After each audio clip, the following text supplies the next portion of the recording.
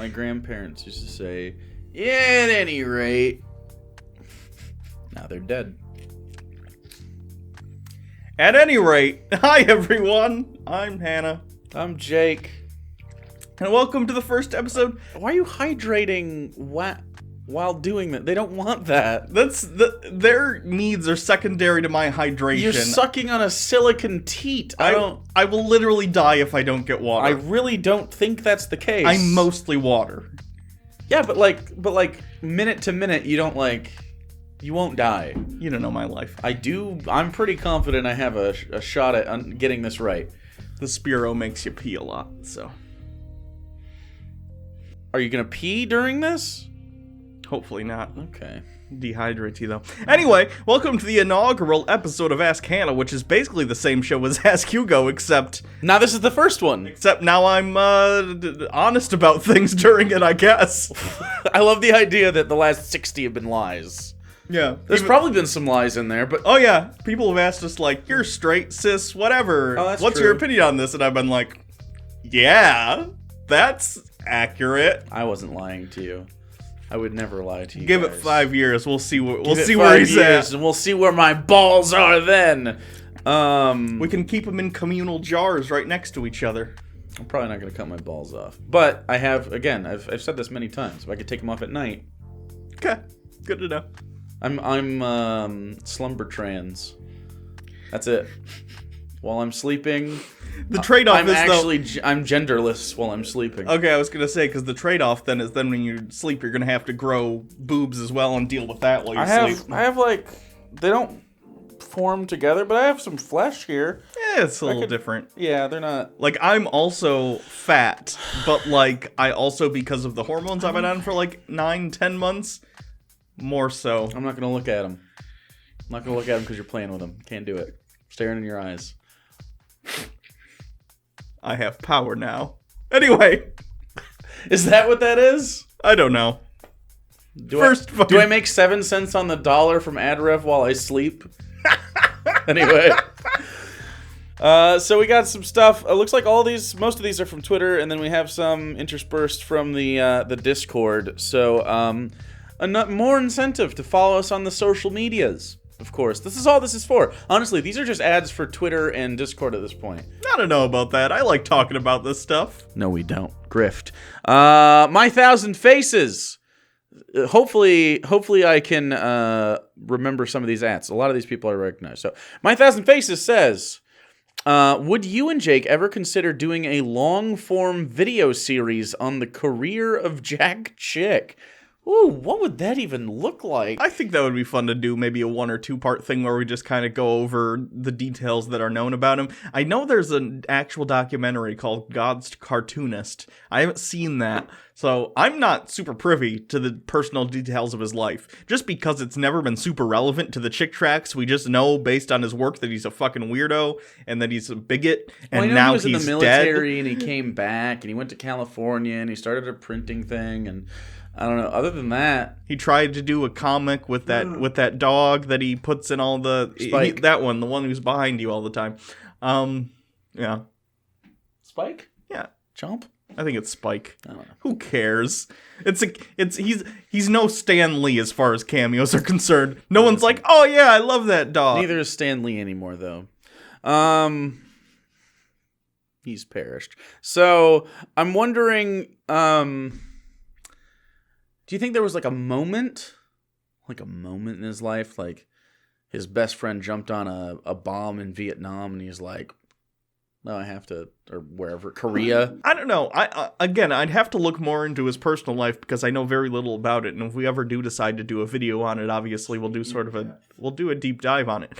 But I am curious if it falls more on the side of, I am a super Christian, I'm an evangelical, and I believe this is the best way to spread the word, or if it fell more on the side of, I'm a failed comic artist, who do I get to market to in a subset niche that's going to buy my subpar stuff?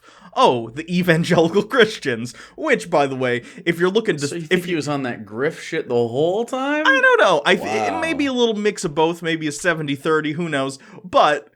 at the end of the day, much like bad filmmakers who decide or bad actors who are past their prime. Actors definitely do it. Dean Cain, Hercules, Fuck! Whatever his name is.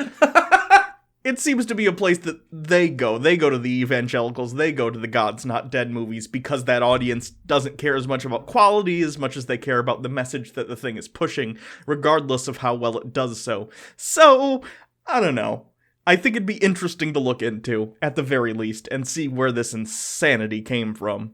Brie says, favorite Pixar movie, go. That's a good question. She said go.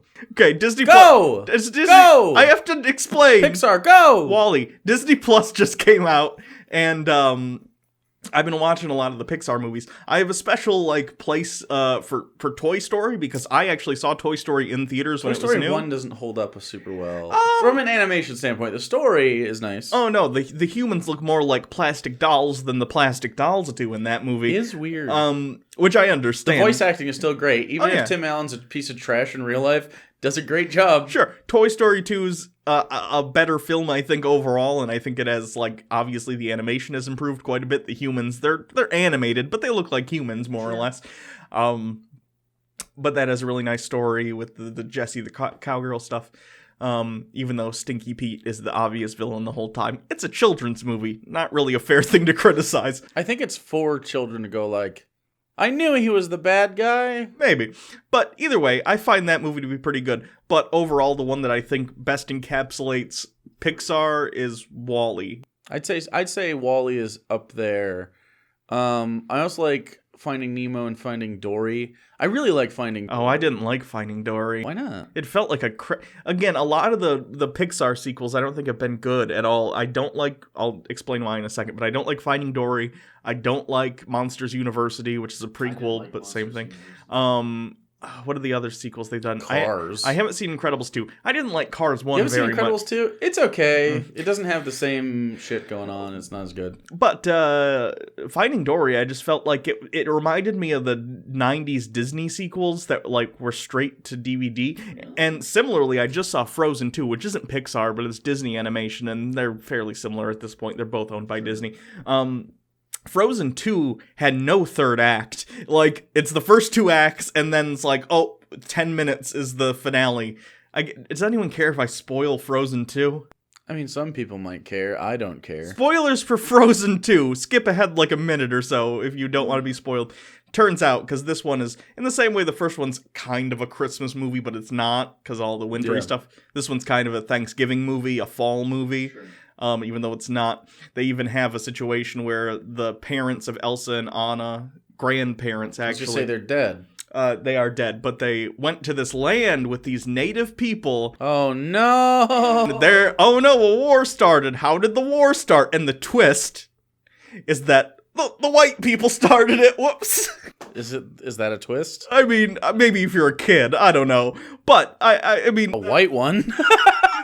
And they built this dam that's blocking a magical river or some shit. And they find this out they find this out at the very end of the movie. And then in the last 10 minutes, they destroy the dam and everything's fine.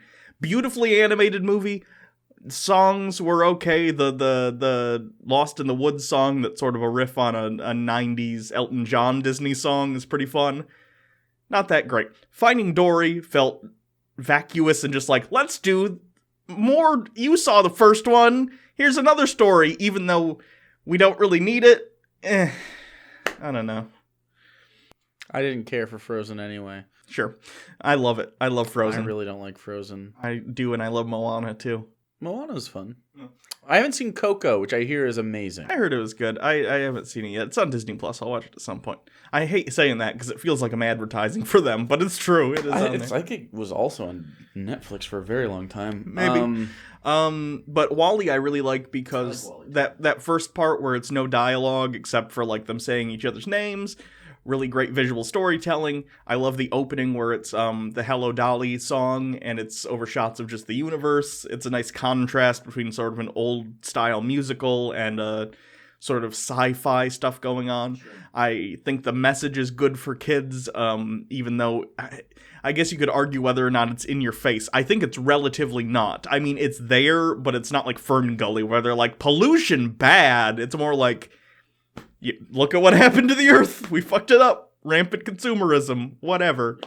But yeah, I really like that movie. It slows down a bit for the bulk of it when they get to the ship. It's not quite as good as that early on part, but I still like it. I think Up is also good. If the middle isn't that great for Up, but the bookends are pretty good. I like the first and third acts.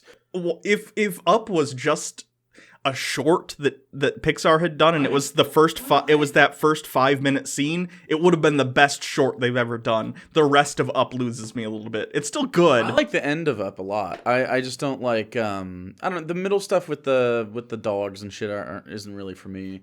But the rest of it, I think when they want to tell a story about love, it's a beautiful one. When they do the middle stuff, like there are some really funny jokes though. Like I like the idea of the kid.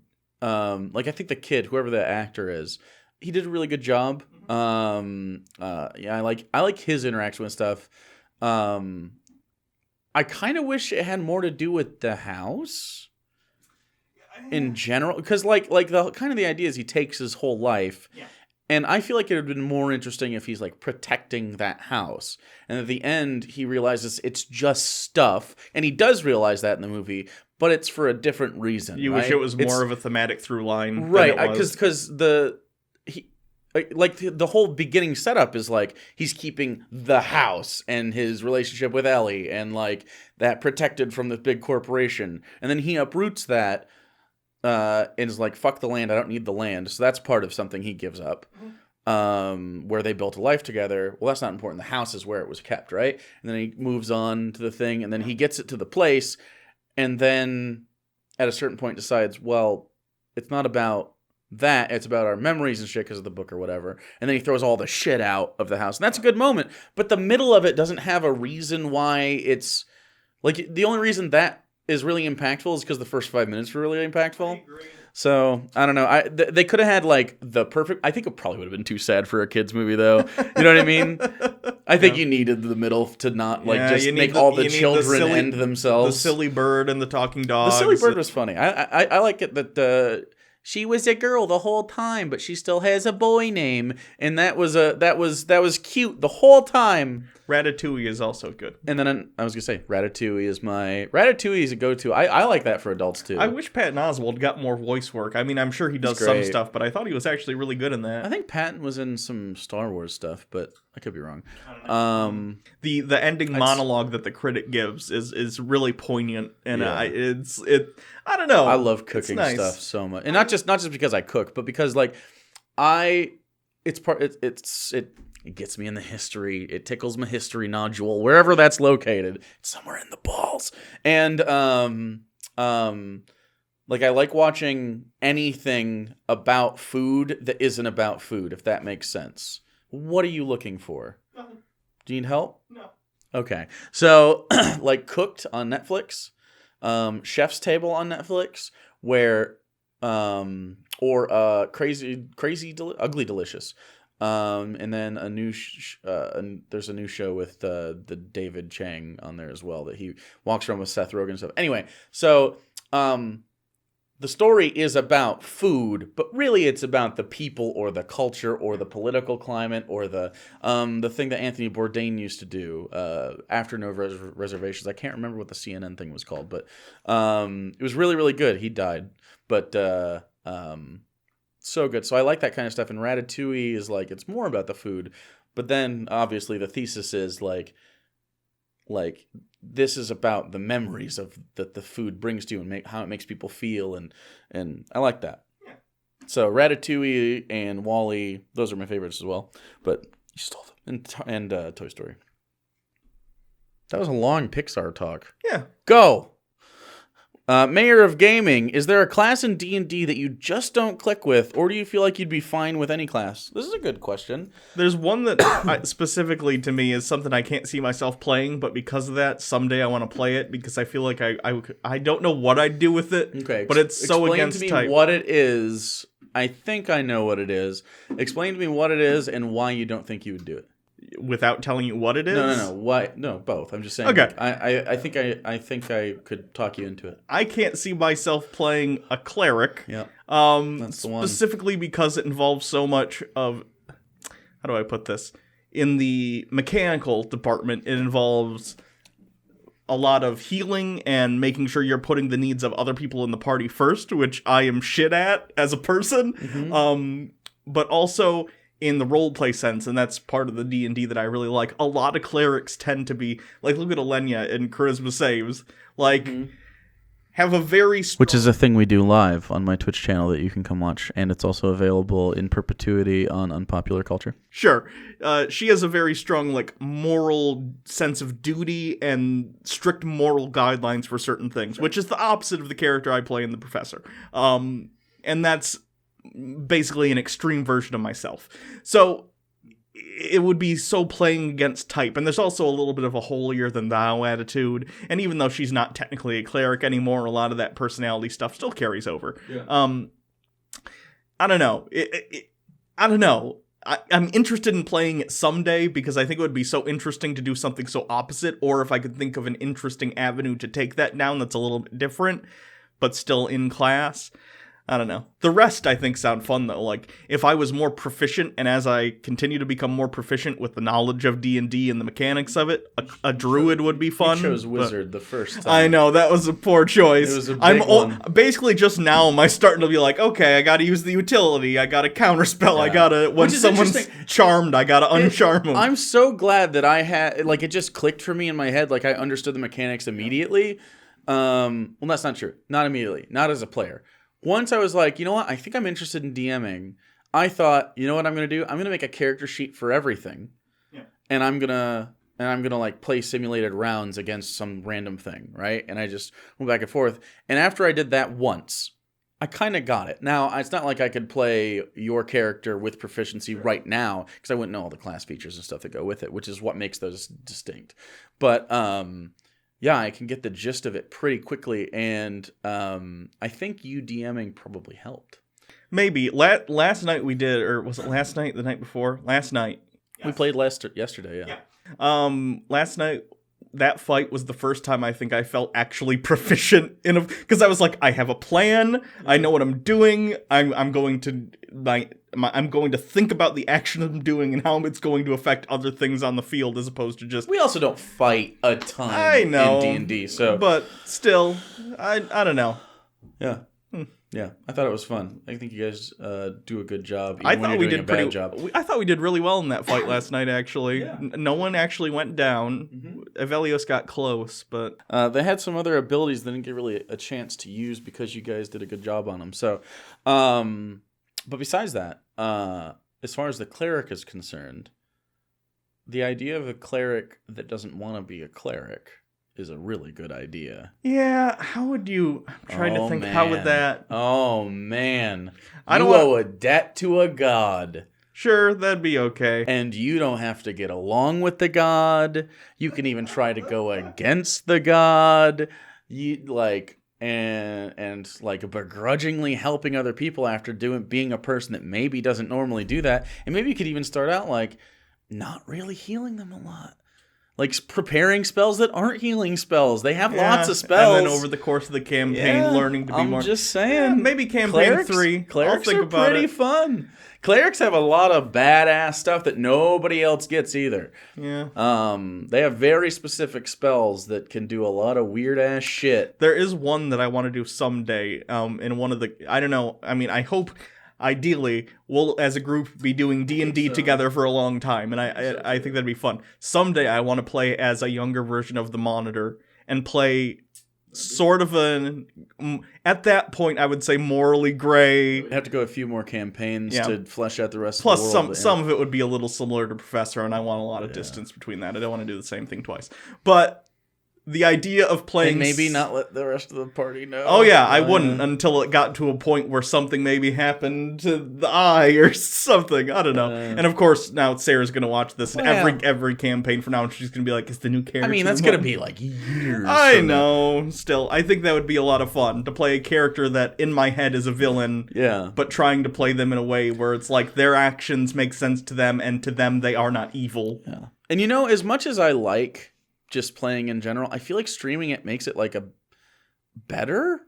I feel better about it. I don't know why. I get nervous. There's a question here later about I know get nervous, D&D too, but moving on. DJ, what are both your and Jake's health goals for the new year? Set up a goal plan, maybe. My goal in 2020 is to lose 100 pounds, which I need to. That's about my weight loss goal, is 100 pounds in a year, and that's doable, I think. It's like 8 pounds a month, which is a decent bit, but I've done that before. Remember years ago when I wasn't even as fat as this, but I was still pretty fat. I did lose almost 100 pounds, so I need to do it again, and I need to do it consistently. The hormones aren't helping, but at the end of the day, a lot of it's because I'm putting too much food in my mouth hole, and I need to stop. So that's fair. I don't know. I've been having tooth pain in one of my old fillings, and I think I'm just getting my teeth in order to make sure everything's fine. This tooth is my goal this year. Well, you have. I've been trying to work weird non-teeth. It's still a baby tooth. I never had an adult tooth behind it to push it out. It hurts every once in a while, and I've been working on it for quite a while. Sometime next year, I bet it's going to pop out of my face. Interesting. I refuse to go to a dentist to get this done.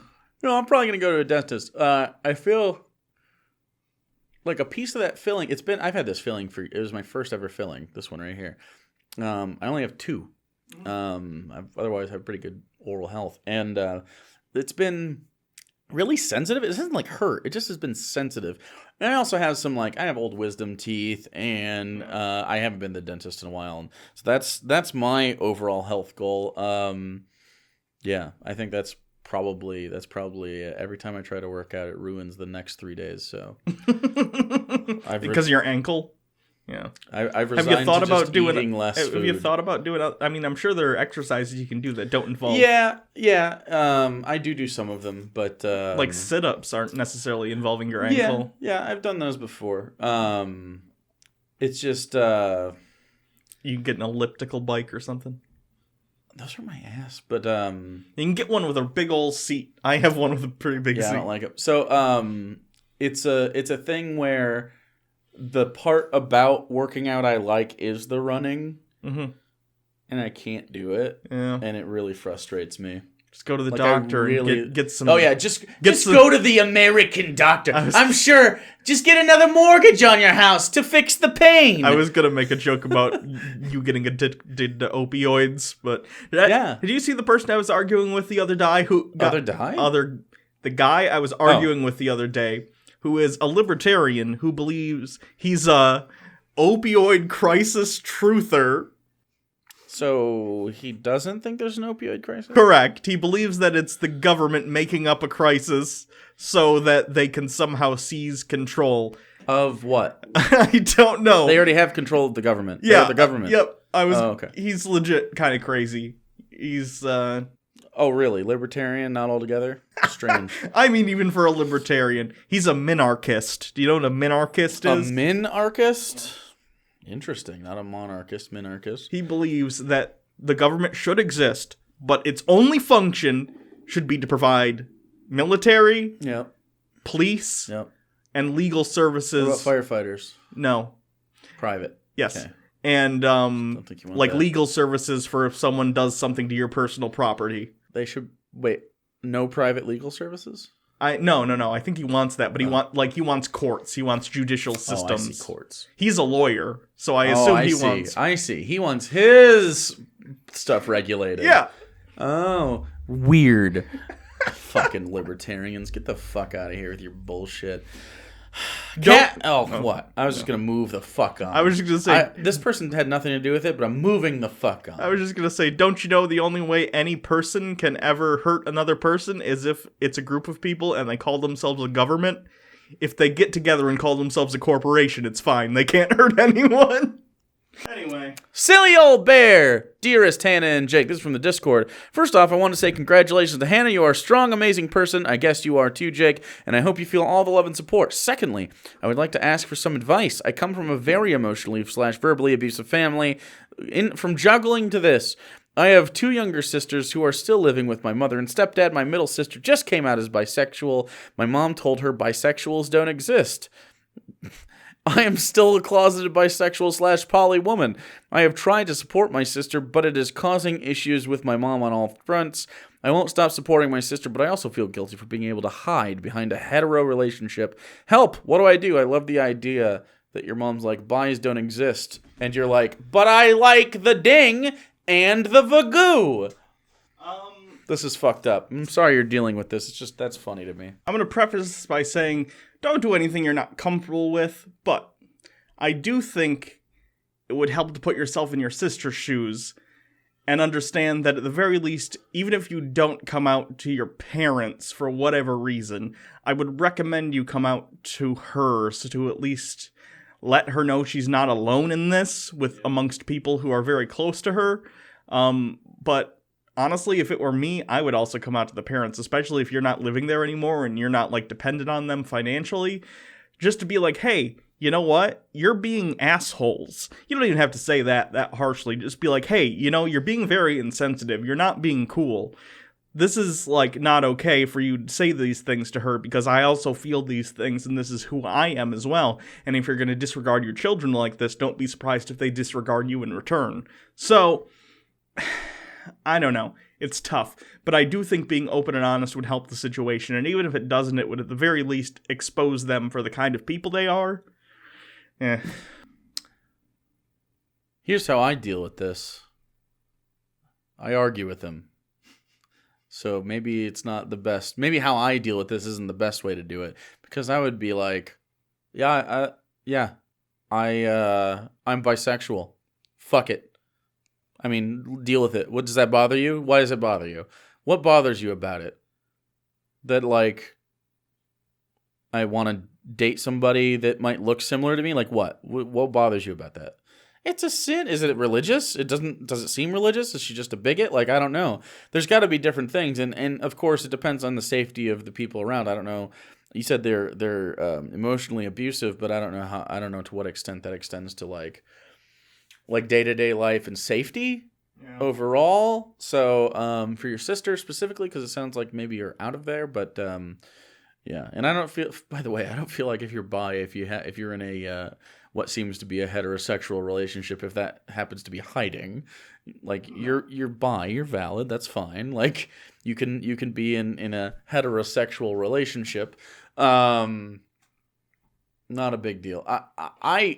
I don't put up with that kind of shit at all, but I come from a relatively privileged demographic, so like I don't necessarily have to worry about it. Don't have to justify your existence. I'm usually advocating for other people, so it's like it doesn't affect me specifically. So yeah, that's if you would like to, I do stream regularly. Turn it on during a family get together. Oh, that's a terrible idea. And I'll let me know in chat, and I will yell at your fucking family. I've literally done this. I yell. I don't remember. I think his name was a Gunther or some shit, and I yelled at someone's dad. I was like, "Hey, Gunther or Hank or whatever the fuck, you're a piece of shit, and here's why." And I just went on a rant. And they said thank you. So apparently I don't know if the dad helped the dad, but he definitely got yelled at. So that was fun. So fuck that guy. I have very low tolerance for people that, like, especially because they're almost always conservative and they're like on this freedom bullshit. And they're like, by the way, if you got a dick, you can't suck one. Like, what? That's fucking garbage. Express in graphic detail how much you guys like vaginas. Okay? Like, just all up in there and make them throw up and then never talk to them again and they live a lonely life and die alone in a hospital bed. Fuck those people. Okay. Or, go with your advice. Which was very thoughtful, good advice. You ever notice that I feel like I take your advice and I temper it to the point of usefulness? Or you could scorched earth those pieces of shit. Phantom Fighter, Dear Hannah Montana, and Jake Long Hannah. What's that? Jake Long, American Dragon. Why Hannah, though? Oh, wait. This just doesn't have any punctuation because Phantom Fighter is fucking illiterate. You piece of shit. Dear Hannah Montana and Jake Long, enter.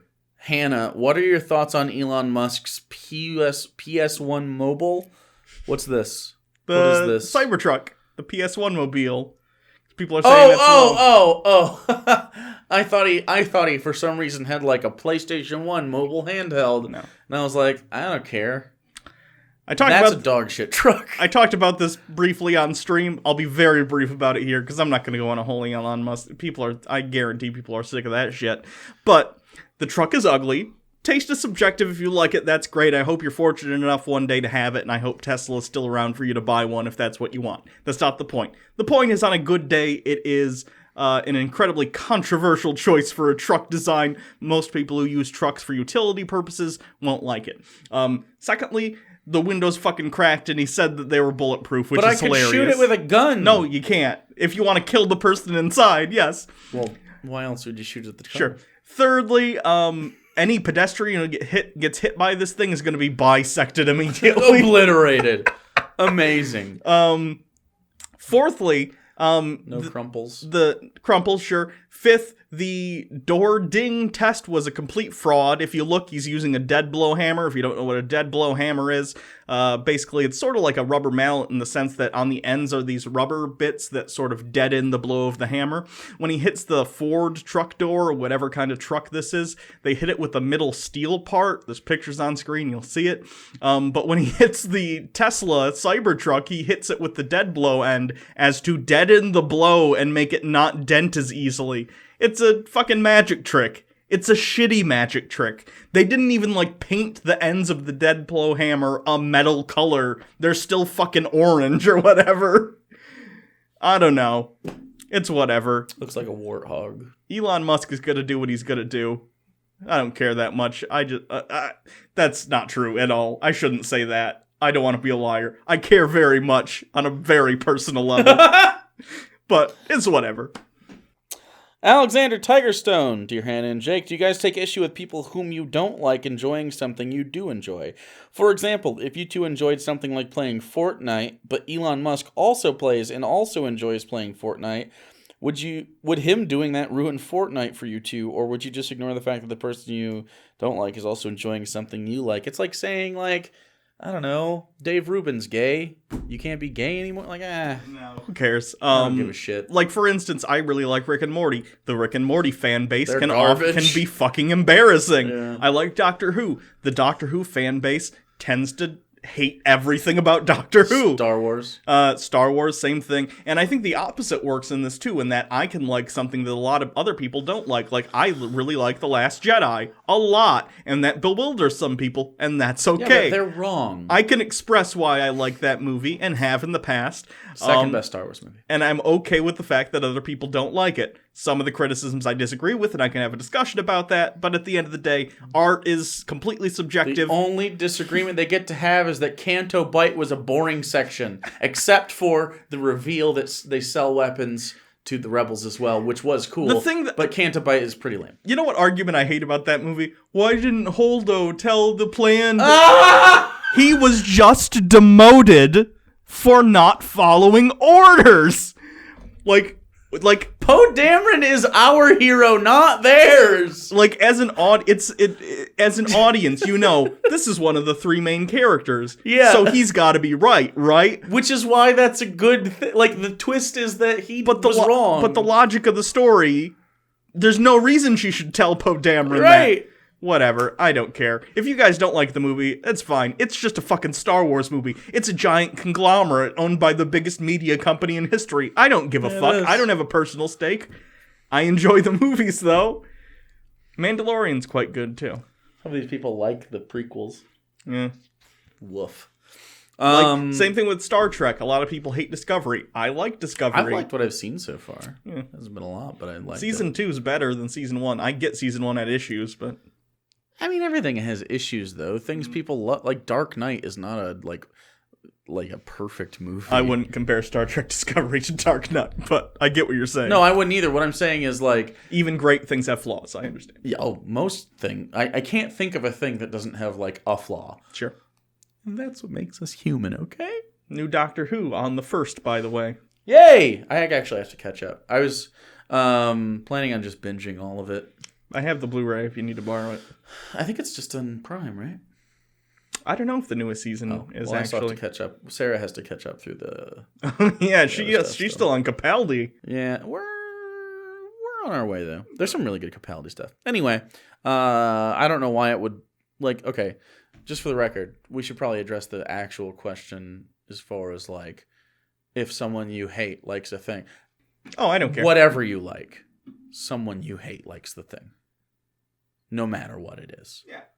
What I There's like a 0% chance. What I like about certain things has nothing to do with who else likes them. It's about the quality of the product as far as I'm concerned. Unless it's a political idea, I wouldn't even question it. Like if it's just like entertainment, like for again, you had an example earlier, but like Nazi Germany had one of the first anti-smoking campaigns in political history. Sure. Like that doesn't make anti-smoking bad because they were the Nazis. The Nazis were bad because they were fucking Nazis. They like Snow White. They like Disney.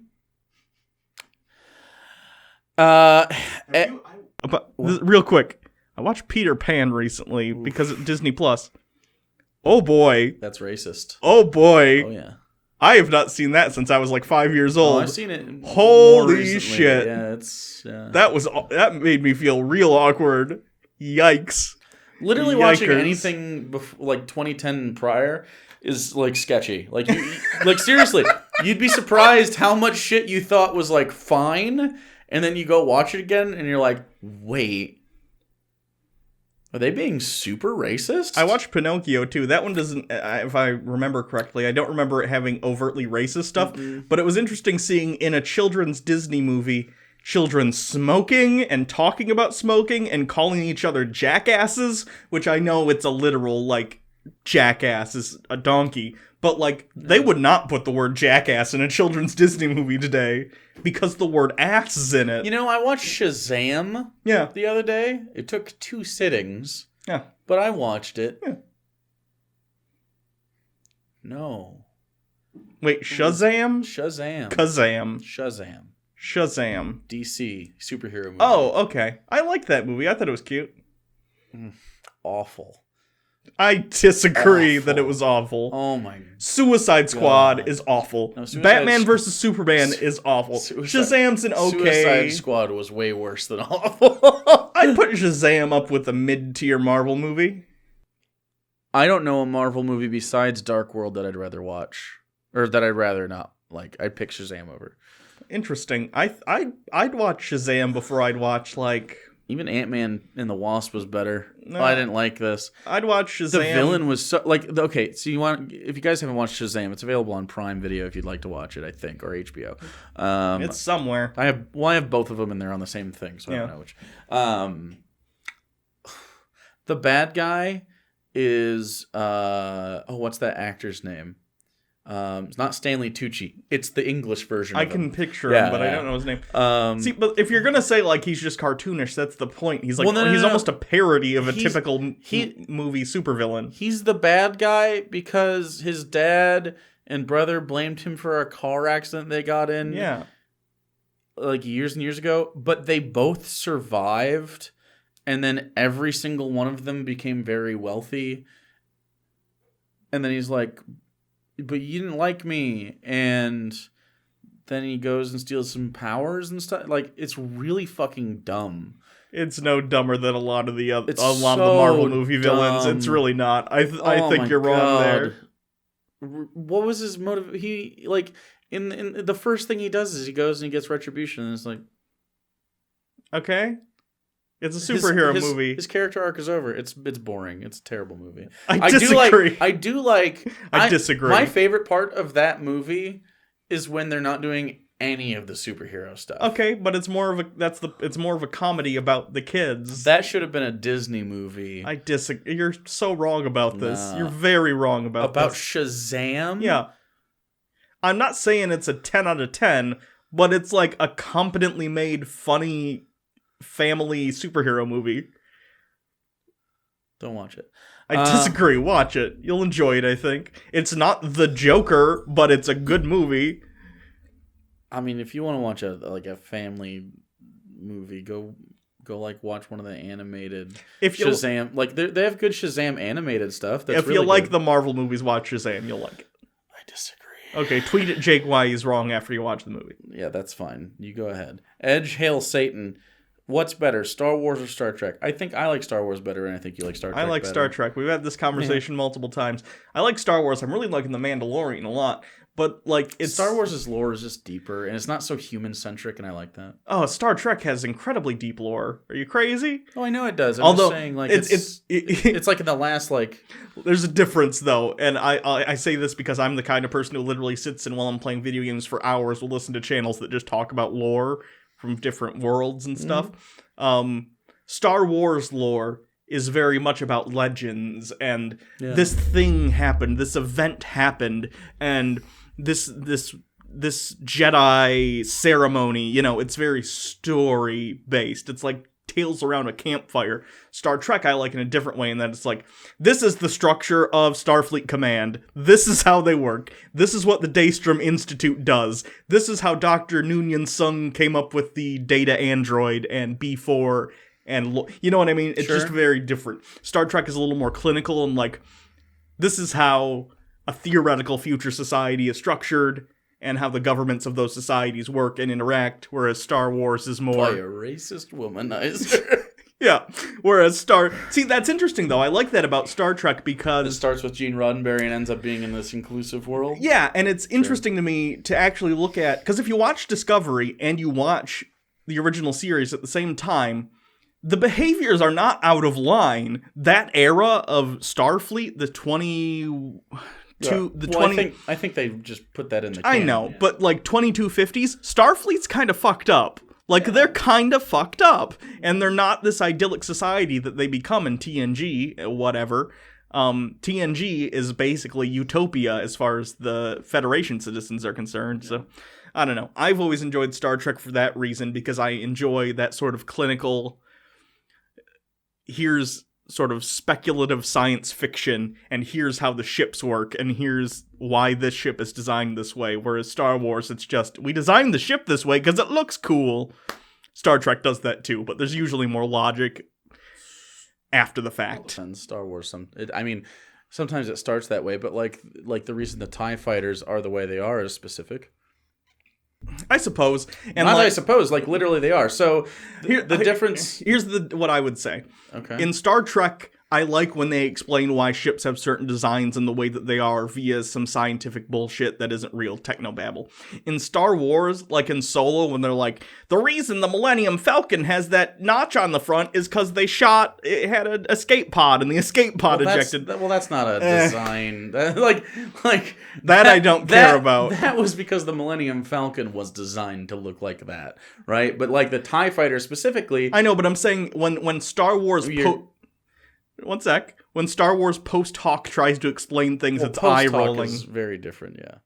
Well, I mean, post-hoc, the like, Enterprise is definitely that way. Like, yeah, but it makes sense in that world because it's a world governed by rules. Whereas Star Wars it's a fantasy. It doesn't have strict enough... I don't care why the Millennium Falcon looks that way. It looks that way because it's a fantasy, and it's a cool design for a ship. And to carry cargo, but yeah.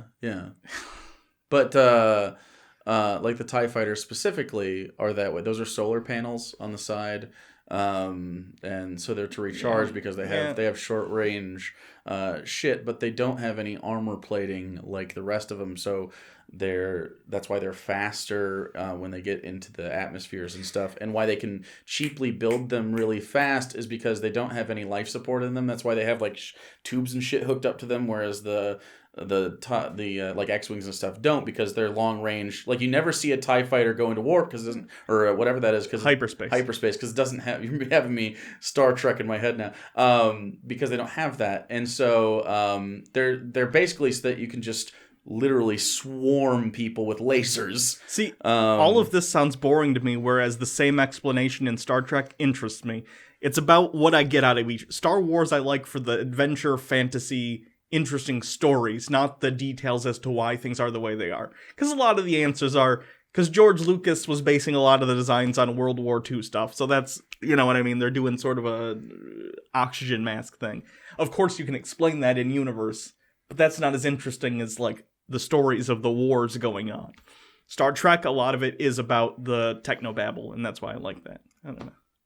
I suppose, yeah. I just like, I don't know. I just like the deep, like, thousands of years that lead from point A to B to C to D, in this sort of war of religions over time that sort of changes from a religion to, like, a political ideology in regards to empire versus like a sure, but like again, a confederation, and so that's why I think it's interesting, and I don't like the Lucas-y stuff. Like, I get away from the Lucas. I'm talking like Lawrence Kasdan, Chuck Wendig. Like I'm over here like with these other authors that aren't necessarily, like, the original trilogy's fine for, like, a lore. They're just fun movies, but, like, the lore part that I like isn't George Lucas usually. Here's how I would explain the difference. Star Wars, the stories that are interesting are like reading a history book and the interesting stories of what happened. Sure. Star Trek is like reading a science book in that none of it's true. in that it's like, here's a theoretical scenario, here are the implications of it in a technical way. It's two different kinds of enjoyment. Yeah. Neth Smiley, more McGee and me, and if so, when? I don't know. Someone sent us another Salty. It's a live performance, so it's not technical. Is that part of the Salty canon? It looks like the rat guy's in it. The words they're using, I watched the very beginning of it, and it takes place after the cannibals. He mentions the cannibals. Oh, no! So that's why... I'm sad he didn't But die. it depends on whether or not it's canon. This could be apocryphal Salty. Okay. So I'm wondering, so if this doesn't have a produced stage scene, and it's just a recording from multiple angles of a performance, this is apocryphal. Because it wouldn't be like a film. Yeah. It would be like, oh, he's doing a live thing. You know what I mean? Okay. So we have to figure it out. We have to know. We'll deep dive it, and we'll make arguments depending on whether or not it's canon or not. Okay. McGee and Me, I have some of those left. We've only done like 2 or 3 of them. McGee and Me is not good. McGee and Me is kind of a wheel thing, which we should do a wheel soon, by the way. It's been quite a while. We haven't even done one in the new studio, actually. It's been that long. McGee and Me is really shitty Christian Goosebumps. It's just really shitty. Production quality-wise, I know what you mean. Not a fan. Have you ever seen the Goosebumps? For a while in the 3rd season of Goosebumps, or when they did specials, like hour-long specials, they tried to do a Rod Serling thing, where R.L. Stine would come out and be like, "Hi, I'm R.L. Stine," and he'd introduce the story. But it's hilarious because R.L. Stine is this balding... He's not a good-looking fella. Like, he's no Rod Serling, let's put it that way. He's just sort of a timid... I'm sure he's a nice guy. He seems like a really nice guy. Fuck you. But you're so mean to R.L. Stine for no reason. Fuck you, R.L. Stine. He helped get children to read, goddammit. Until R.L. Stine comes on this show and makes me feel bad. He's the least scary individual. Doesn't he live in Michigan? No, I think you're thinking of the other guy, the Michigan Chillers guy. Maybe that's it. American Chillers also. But it's R.L. just hilarious. Stine, come to the fucking studio and defend yourself, coward. For what? I don't know. He's one of the best-selling children's authors of all time. Not good enough! I'm pretty sure it's like him and J.K. Rowling and like... No, definitely Stephen King sold more than him. I said children's author. Oh, okay. I was going to say Stephen King he did a lot of coke, so... It's like R.L. Stine, Money Machine, Judy Blume, whoever wrote those Diary of a Wimpy Kid books, J.K. Rowling, Christopher Paolioni or what? The Dragon Kid. He did the Aragorn. Aragorn is the J.R.R. Tolkien for The Hobbit. Well, that's who. Yeah, that's. I'm thinking more modern stuff though. Whoever wrote Percy Jackson. Oh, yeah. John Green. Every single character is witty. I feel like every character in John Green's books is just Diablo Cody with different genitals. Okay. People make fun of John Green for that, but every writer has certain quirks. Hey, that's one of his. I really like Fault in Our Stars. I think it's a great book. That made me cry at the end. I think it's a good book. Me cry. I think it made me cry, but I understand having a soul and also crying to that book. But I'm also a little more in touch with my feelings than you are, I think. No, I just don't cry a lot at movies. Okay. Like I don't cry at media very often, even if it makes me emotional, and it does. It just doesn't do that to me. I don't know why. I cried a lot as a kid, though. Not like I was like getting beat. I was just very sensitive. I don't know. Like things would just make me cry a lot. Maybe I've probably corrected since then and been like, you don't have to cry about everything. And like, all right. It's not like a toxic masculinity thing. It's not like I shut my feelings and bottle it up inside. I let it out every day. I just I don't cry a lot. Anyway, sometimes you gotta cry, sometimes you don't. Anyway, we have one more question, and this has been a lot longer than usual. Yeah. Doesn't matter. X-Line! We talked yesterday. I don't know when. Have you been enjoying DMing Alive? This is your D&D campaign that we do pretty regularly, but not as regularly as Christmas Eve. I've had a lot of fun watching it. It's neat to see what you spin up in your head, and I think you've gotten noticeably more comfortable since you started. All the love and support for future projects. How do you like DMing? I think I know what your answer is. I enjoy it, but I'm very self-conscious about it. You know this. Almost after every game so far, I've been like, so how was that? Was that okay? Just because, I think you do a really good job, so I think the bar is pretty high, and I'm not as experienced. And you all know based on how I play when I'm playing as a character, I'm not as familiar with the workings of the game, obviously. But I don't know. I enjoy it, and I'm hoping as I go along, and before the next session, I'm finishing up the map of the city and sort of fleshing out more of the stuff so I'm not stumbling over descriptions and stuff. I don't know. I get nervous about it, and that fucks me up. Don't over-prepare. Well, the thing is, I'm not, for instance, a lot of stuff could have happened in the last session when you guys were interacting with some of the people. And as long as we feel like that can happen, that's all that matters. Even if, things happen and you feel like you forced a situation. It's about the verisimilitude. You need people to feel like they had a choice, regardless of whether or not they do in specific circumstances. When a DM gives a hook, and a hook is basically like a fish hook, if I throw out something and you're going to follow that thread, I can plan-ish ahead. I hate the idea of DMs knowing what's going to happen. Yeah, I don't want to do that. Know the locations that things are probable to happen and adapt if it doesn't, right? So you guys have done this several times where I have sort of a roadmap of the way things are going to go, and then you'll go off map, right? Mm-hmm. And then I'll just adapt because I know a lot of the places, right? I know what's going on. And sometimes things don't spring into reality until you interact with it, which is kind of how it works no matter what. I mean, think about this. When you're in a video game and you're looking forward, everything's rendered. All the data behind you has stopped being rendered. It's kind of like that in a broader sense where you have a scope in a video game that you can see and you actually can climb that mountain, and you have. But there's boundaries in a video game. Yeah. There's not in D&D, so you kind of just have to let it happen. You gotta give up control. Yeah. It's Jesus take the wheel with your friends. It's what I need to work on, what I'm working on for the next week or so until we do the next one. Hopefully next week.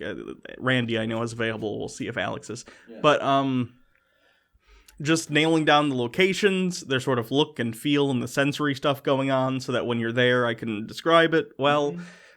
Sort of the idea of the socioeconomic situations there. Basically, I need to nail down the setting and and specific characters' personalities and motivations, obviously, NPCs. But other than that, whatever. Yeah. I think people get in the weeds when it comes to description as well. You haven't done this yet. But people worry about making sure what's in their head gets out properly. And I find that it doesn't really matter if you know what's in my head. It more matters that you have enough information to piece together a coherent picture for your head.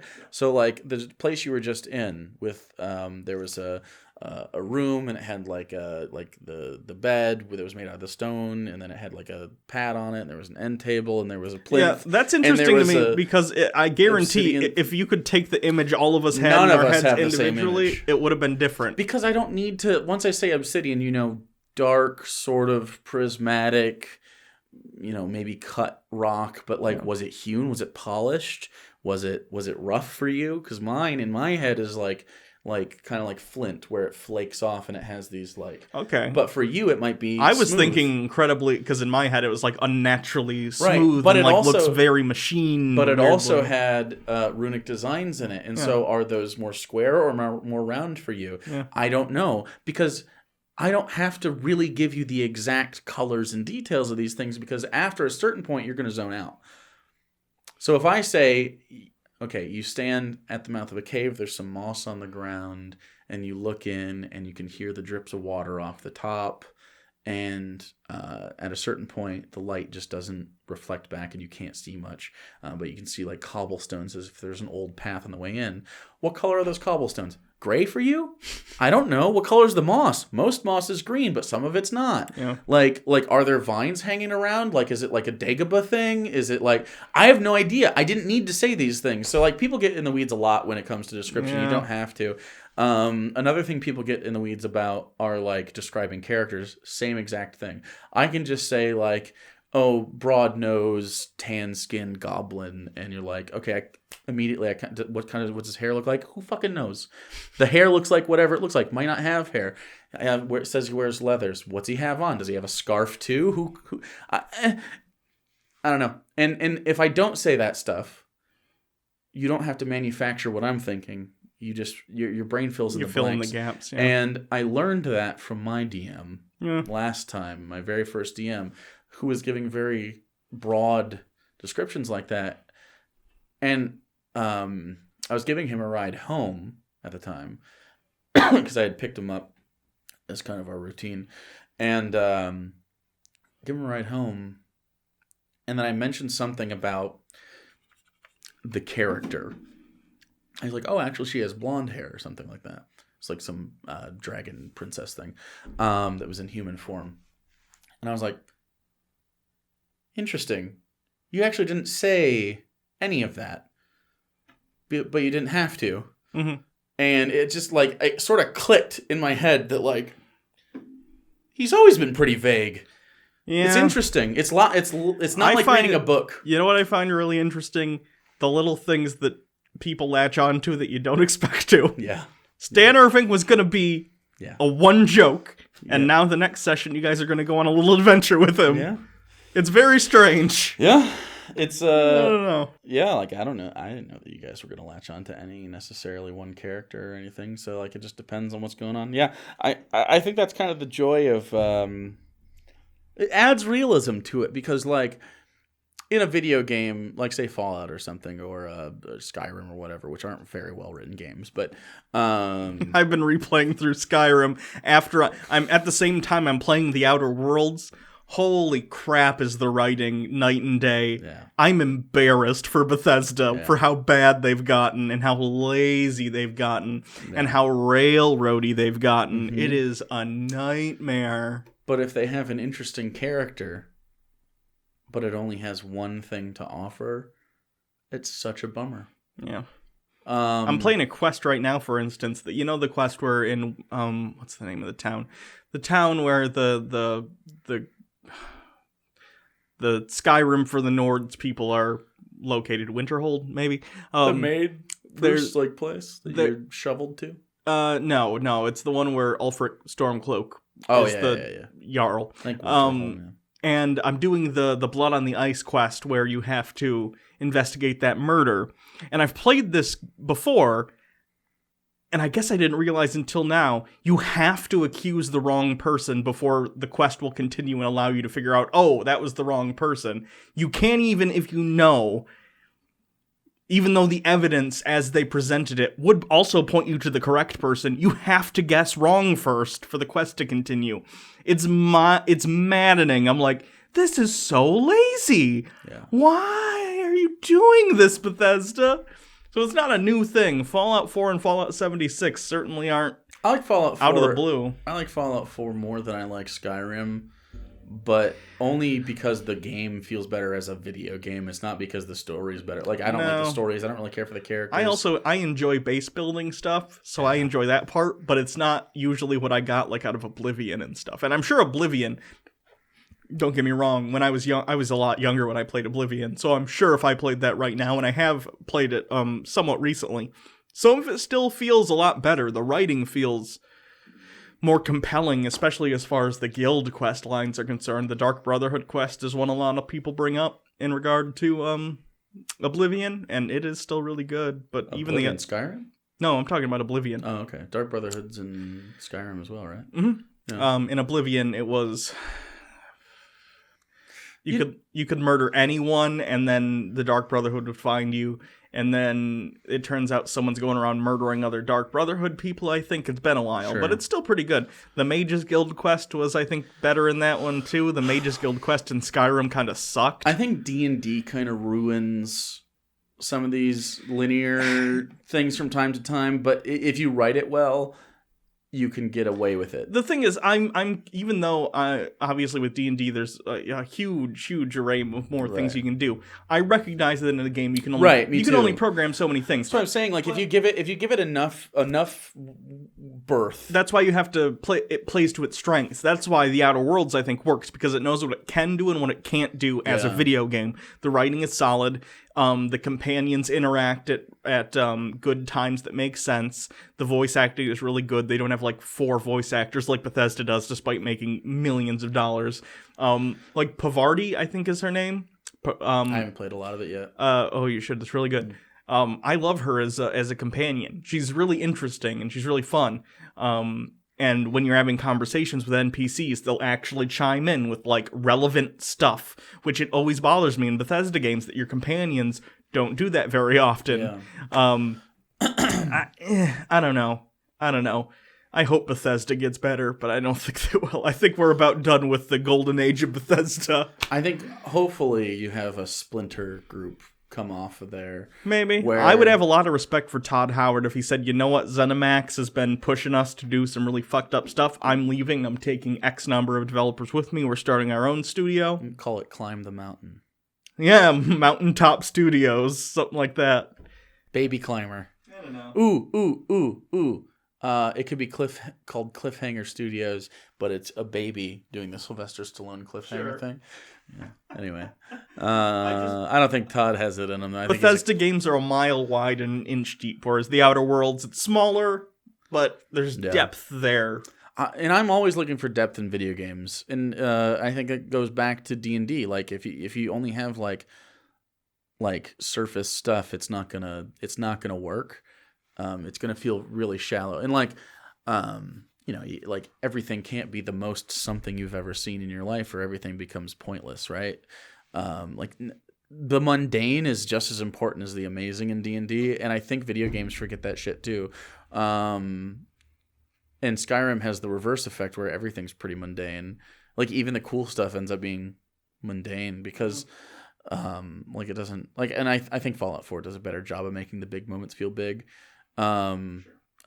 Just on a scale level, when you get into the city for the first time, that's a cool feeling. I remember the difference, the stark contrast between Fallout 3's very corridor-like blocked off DC and Boston and Fallout 4. Very vertical. Like Boston actually feels like, I mean, it's a game city. It's not as big as a real city, but like it feels like you're walking through the ruins of a city. In a game. And it also felt more insurgency.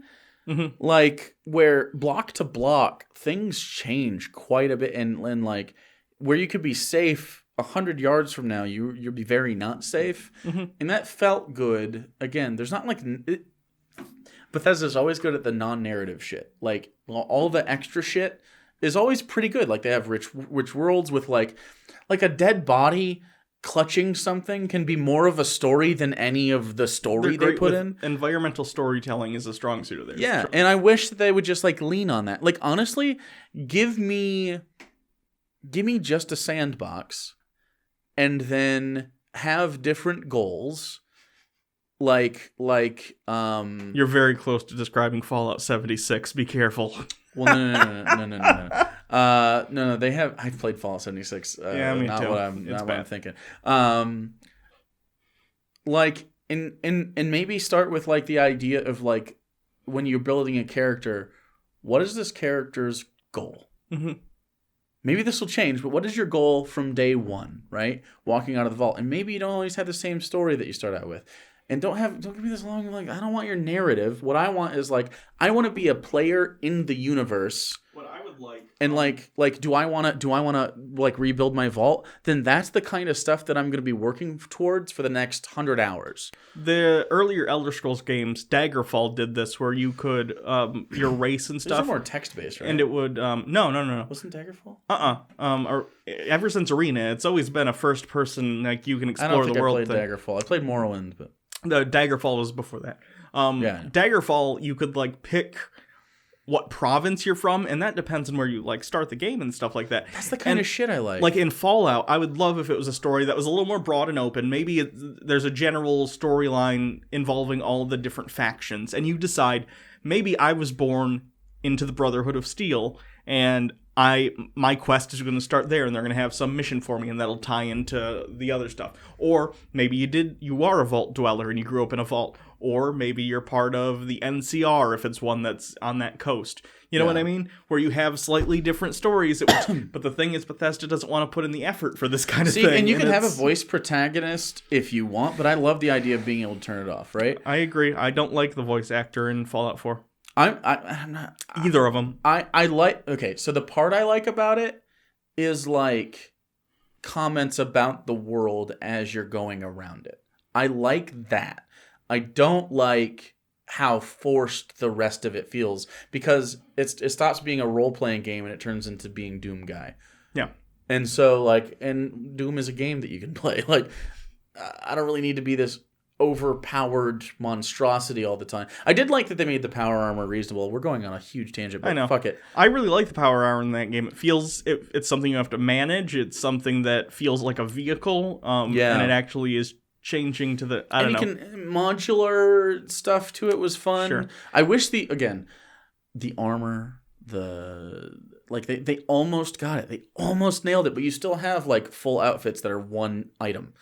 And that's not what I want. Part of that had to do with RAM restrictions and restrictions of stuff in general. I know, but take something else out to give me a full customized character where, like, I'm finding a boot at it. I'm literally talking about, I find a good boot. I want to be excited about finding a boot. One boot? Seriously, one boot. I agree. Like this kind of, like, patching together, like, actually surviving. Like, the worst part about Fallout is that as soon as you enter the game, you're immediately the smartest person in the universe. Like, you can just, like, make a whole fucking town by yourself. No one else has tried this. Like literally no one else has gone from point A to point B. They've been too scared. Yeah. Nobody. And it annoys me that it's like 200 years after the event. It should be sooner if they want to do just like that kind of thing. But what I like, and what's the name of it? Shoot, Kingdom Come Deliverance does a really good job with the they do such a good inventory, because you can have armored pieces, but you also have undershirts. You know what else they do a good job with? Stuff that goes over it, making it feel like an achievement when you get different pieces of clothing. Oh yeah, because you're price gated pretty highly. Kingdom Come. If you love Oblivion, please check out Kingdom Come Deliverance. Really no magic. There is a steep learning curve in terms of the combat, and your character sucks at combat. You start as a peasant, and winning a fight is impossible at the beginning. Literally, you will die if you try and fight the first few enemies you see. The first time you actually kill someone, it's a fucking achievement. You feel awesome because you're like, wow, this was actually really difficult. The archery feels really nice too. Yeah, I need to get back into that game. I actually... the DLC came out and it's okay. Well, my computer had blue screened and I had to reinstall everything like a few months ago. And that was one of the games that I had lost all my information on. So the DLC, I only have one of the DLCs. I think it's the one where you build a town. It's okay. It's not like Fallout building. There's also a lady one, right? Yeah, a woman's lot. It's called you play from the perspective of a woman. That's cool. I don't know how that works so far as canon, because it's mostly historically accurate. relatively, as much as a video game tends to be. It's a pretty cool video game. Yeah. That one has a voice protagonist, but you're playing a character. But you're playing that guy. Right. And that's fine. And I think that's interesting. I think Bethesda got afraid after The Witcher 3 came out and was so successful, and they're like, "Oh shit, we don't just need a player, we need a protagonist." But if you have a protagonist, it's got to be you've got to pick a side. Yep. Which is why I am glad the Outer Worlds voiceless protagonist and Cyberpunk, as far as I can tell, voiceless protagonist. Cyberpunk's gonna be so fucking cool. Wait, do you talk in Cyberpunk? Yeah, V talks. Okay, but you're V. I guess right? You're V, and V can be anything. Yeah, and because we've seen the dialogue trees, like we've seen how much breadth you have. Yeah. I sent the map leak. At least part of the map leaked. Did you see that when I sent that?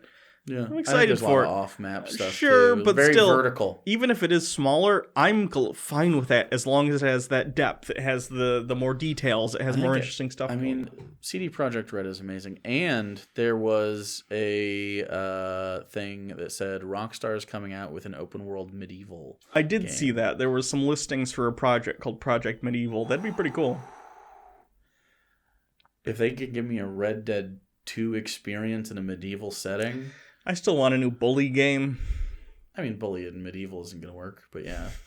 Medieval Bully doesn't work at all. No, I'm just saying I want a new Bully game. But I'm just saying like a narrative, slow-paced, like that narrative experience, sure. Like a cinematic 60-hour experience that Red Dead 2 gave me was really good. They'll have to have such an overhaul of their melee combat because melee in Grand Theft Auto games have never felt good. Well, I assume that's what it's because they focus so much on gunplay. I can't imagine. Like, I have a lot of confidence in Rockstar. They're making a lot of money off of GTA 5, which I will sacrifice my enjoyment of because a lot of people like it. I don't really care for it. You mean online? Did I say what you said 5.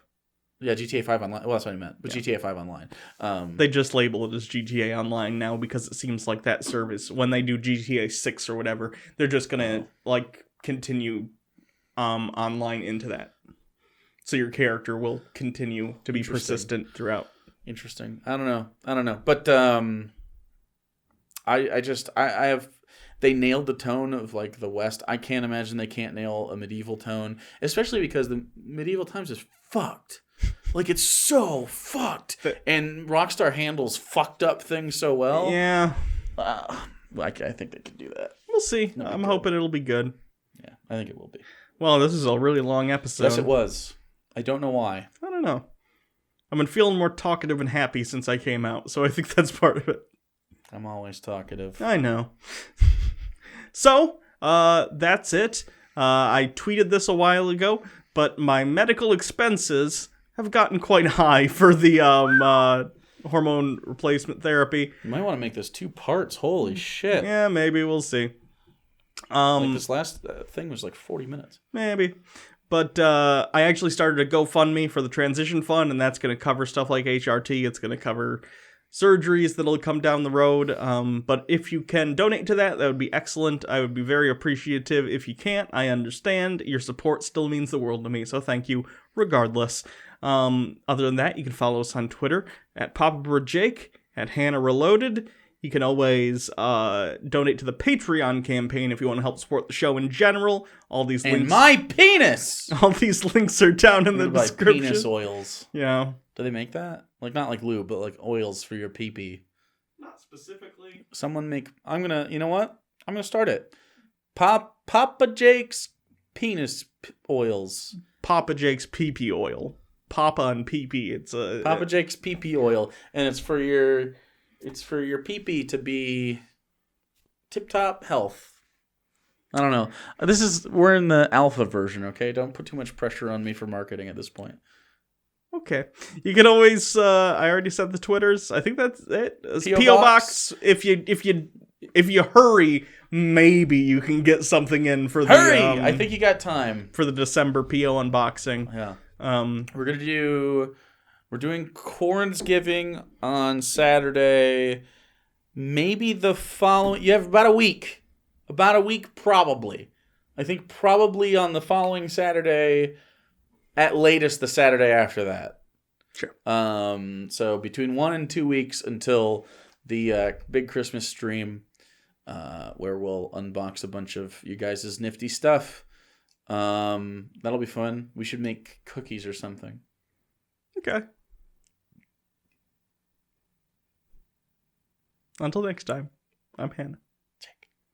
That's the end. Bye, everyone. See ya.